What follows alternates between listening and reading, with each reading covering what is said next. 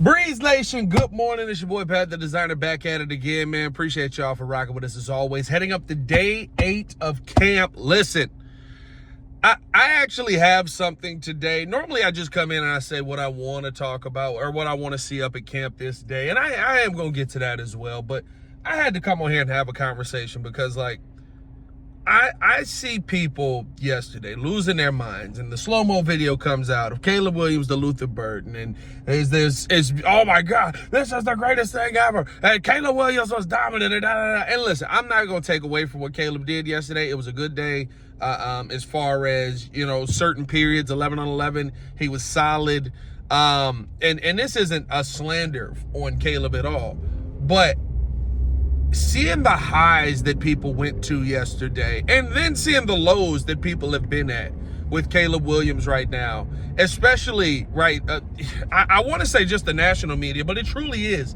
some of the local media here. Like, guys, yesterday was a 2/3 speed drill. I mean, you could clearly tell that it was a take it easy kind of day after 2 days in pads, which hopefully today is a day in pads and you see them get back out there and get back to hitting heavy. But and again, it's not to take away from it, but we're all living in this world that it doesn't seem like the Bears are living in for what is the definition of success for Caleb Williams. And what I mean by that is when you talk about the completion percentage and the 70%, and he threw this touchdown, and what a beautiful route, what a beautiful play, especially when it's like half speed. You're hyping up the moments that the Bears aren't hyping up. When you talk about, oh my God, because in the 2-minute drill, the defense killed him again, right? He went 1 for 5 in a 2-minute drill on a pass. The only touchdown he had was running the football in, which he probably will do some of that this year, and those are still 7 points. The only touchdown he had was running the football in, and so, you know, like that's not a good red zone period. Again, that's not how the Bears are looking at it. When you listen to Ben Johnson, when you listen to Caleb Williams or Declan Doyle or whoever it is talk about how they want this offense to operate, they are not talking about completion percentage yet. They are not talking about going 7 for 10, going 8 for 11, living in that 70%. They're not trying to get 4,000 yards in the offseason. Their goal right now is to get Caleb Williams to understand the details. It's why yesterday you heard Caleb talk, and I'm sure a lot of people went, well, you know, it doesn't sound like he's been having all these great days. Why does he feel like he's so confident and competent in this system right now? Because they're not focused on the every pass goes for a touchdown, or he went X, Y, and Z on the deep ball. Right now, what they're focused on is the pre-snap procedure. They want him to be able to walk up to the line, look at what's happening that the defense is giving him, be able to assess that, okay, that's cover 1, okay, I got man coverage on this. Oh, we in cover 2, we got zone. We might be able to take some deep shots here to some of those open slots in there, right? We got cover 3, okay, they're going to be playing. We might be able to get something a little bit more over the middle here, or we can attack the outside here in the flats a little bit shorter and get some easy things. They want him to be able to walk up to the line and assess what he's seeing before he gets there. That's what they're trying to develop here, and that's why, right, when you go into the playbook, when you're still in install here. I know it's crazy, but we're still in install here. When you talk about Caleb Williams and, you know, what is success looking like for him right now, knowing the playbook, being able to get into the huddle, being able to get to the line, seeing what's happening on the field, and then either running the play or making a check. And yesterday, I thought you saw him, I thought it was great because you saw one time where he makes a check, and I don't know if Ben Johnson was yelling at him to hurry up and get it quicker, or if he was yelling at him because he didn't like the check. I thought he said it's there from where I was sitting, but we're a little further back, so he could have said something else. But I thought he said it's there, which to me, I went, oh, okay. He wanted him to run that play. Ben saw where the success was at, and you just got to run that play.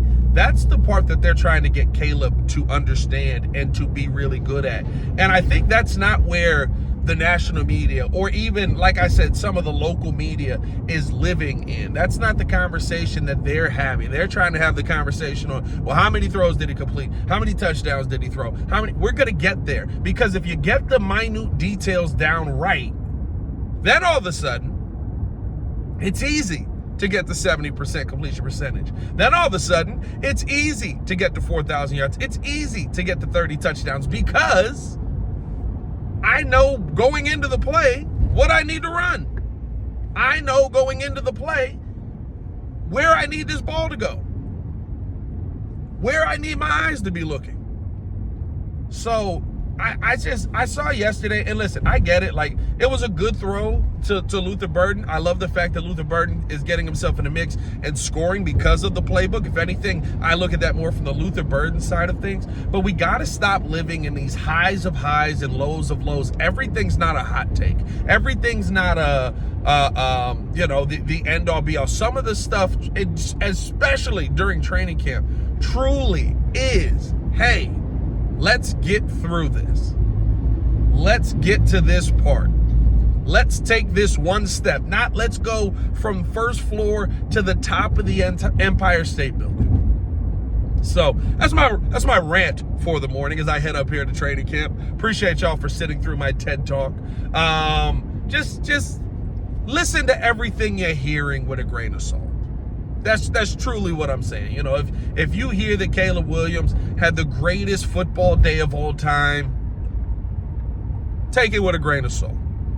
If you hear that, if he goes like a day and doesn't miss a pass, that's different, right? Then it truly is, okay, he was balling out today. Because the defense has been on their P's and Q's relentlessly. So that's a different situation. But, like, if you hear the highs of highs on these, like, oh, what touch on that ball, it was dominant, take it with a grain of salt. And if you hear that he had the worst day you've ever seen in your football life, take it with a grain of salt.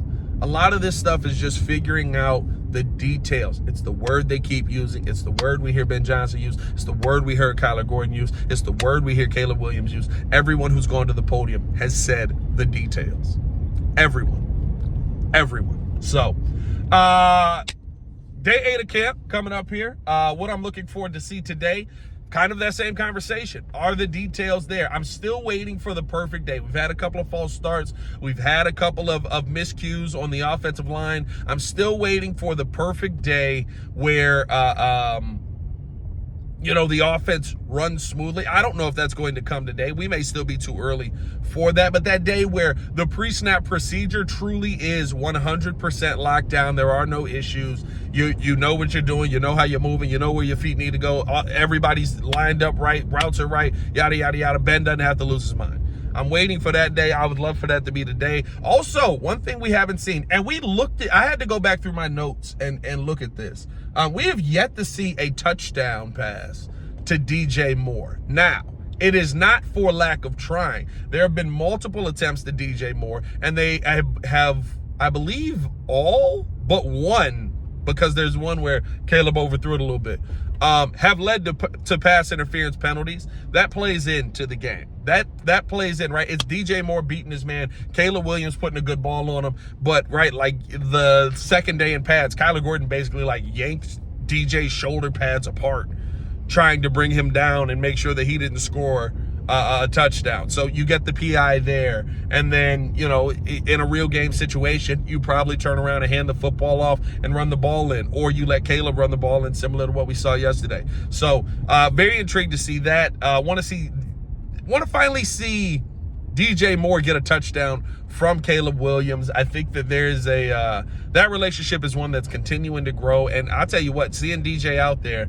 the fix your face thing that Ben basically told him seems like it's working. We're seeing a lot of smiles out there. He definitely seems much more happy and seems like he's excited to be out there with his teammates, man. Of course, we'll be keeping an eye on that left tackle battle and seeing, how that's all going to play out. But, man, we appreciate y'all for tuning in and showing love as always, man. Hit that like button, subscribe to the page. Leave a 5-star review. Y'all know what to do. Of Of course, we'll have a video dropping after camp, so make sure that you got notifications on. If you haven't hit that bell so you get notified every time we drop, man. We got a ton of Bears content coming you guys' way. Tap into yesterday's video. Take a look at some of the things that I saw from yesterday as well.